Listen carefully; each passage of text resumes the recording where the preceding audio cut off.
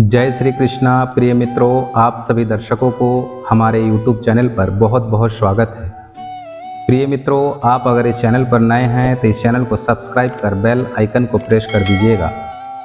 आज भी सीता माता का श्राप झेल रही है फल्गु नदी, गाय, कौआ, तुलसी और ब्राह्मण।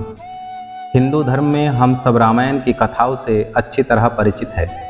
माता सीता, श्री राम और लक्ष्मण जी के वनवास काटने की कहानियाँ हम बचपन से सुनते आ रहे हैं, पर आज हम उन्हीं में से एक ऐसी घटना के बारे में बताएंगे कि जब माता सीता क्रोधित होकर 5 लोगों को श्राप दे दिया था, जिनमें गाय, कौआ, तुलसी, फल्गु नदी और ब्राह्मण शामिल है। माता सीता, श्री राम और लक्ष्मण जी के वनवास काटने के दौरान राजा दशरथ जी की मृत्यु हो जाती है। उस दौरान उन सभी को अपने पिता के लिए पिंडदान करना था।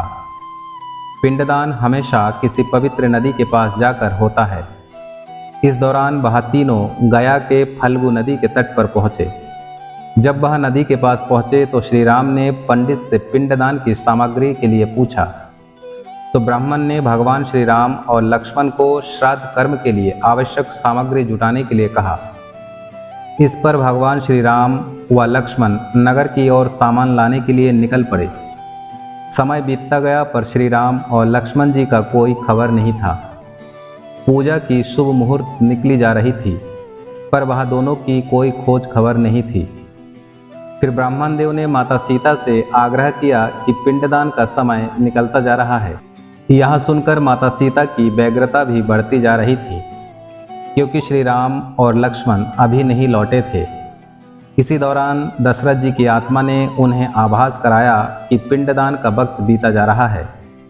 यह जानकर माता सीता असमंजस में पड़ गई।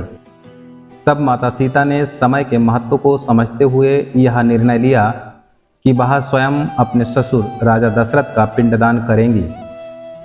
फिर उन्होंने फल्गु नदी के साथ साथ बट वृक्ष, कौआ, तुलसी, ब्राह्मण व गाय को साक्षी मानकर स्वर्गीय राजा दशरथ का पिंडदान विधि विधान के साथ किया। इस क्रिया के उपरांत जैसे ही उन्होंने हाथ जोड़कर प्रार्थना की तो राजा दशरथ ने माता सीता का पिंडदान स्वीकार कर लिया। माता सीता इस बात से बहुत प्रसन्न हुई कि उनकी पूजा दशरथ जी ने स्वीकार कर ली है। इसके बाद माता सीता ने कहा कि वह उपस्थित फल्गु नदी, तुलसी, कौआ, गाय, बट वृक्ष और ब्राह्मण श्राद्ध कर्म की गवाही दे सकते हैं। भगवान श्री राम ने जब इन सब से पिंडदान किए जाने की बात सच है या नहीं पूछा, तब फल्गु नदी, तुलसी, कौआ, गाय और ब्राह्मण पांचों ने प्रभु राम का क्रोध देखकर झूठ बोल दिया कि माता सीता ने कोई पिंडदान नहीं किया है, और बट वृक्ष ने सत्य कहा कि माता सीता ने सबको साक्षी मानकर विधिपूर्वक राजा दशरथ का पिंडदान किया है। पांचों साक्षी के झूठ बोलने पर माता सीता ने क्रोधित होकर उन्हें आजीवन श्राप दे दिया। फल्गु नदी को उन्होंने श्राप दिया कि वह सिर्फ नाम की नदी रहेगी, उसमें कभी भी पानी नहीं रहेगा। इसी कारण आज भी यह गया में सूखी है। गाय को श्राप दिया कि गाय पूजनीय होकर भी उसके पूरे शरीर की पूजा कभी नहीं की जाएगी, और गाय को खाने के लिए यहाँ वहाँ भटकना पड़ेगा। उन्होंने पंडित को भी श्राप दिया कि वह कभी भी संतुष्ट ना होने और कितना भी मिले उसकी दरिद्रता हमेशा बनी रहेगी। इसलिए ब्राह्मण कभी भी दान दक्षिणा के बाद भी संतुष्ट नहीं होते हैं। माता सीता ने तुलसी को श्राप दिया कि वह कभी भी गया की मिट्टी में नहीं उगेगी, और यह आज तक सत्य है कि गया की मिट्टी में तुलसी नहीं फलती है। और कौआ को हमेशा लड़ झगड़ कर खाने का श्राप दिया।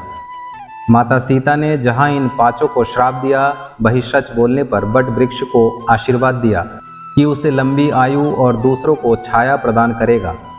पतिव्रता स्त्री उनका स्मरण करके अपने पति के दीर्घायु की कामना करेगी। प्रिय मित्रों, यह वीडियो पसंद आई हो तो इस चैनल को सब्सक्राइब कर बेल आइकन को प्रेस कर दीजिएगा, क्योंकि आपका एक सब्सक्राइब हमारे लिए बहुत ही महत्वपूर्ण है। जय श्री कृष्णा।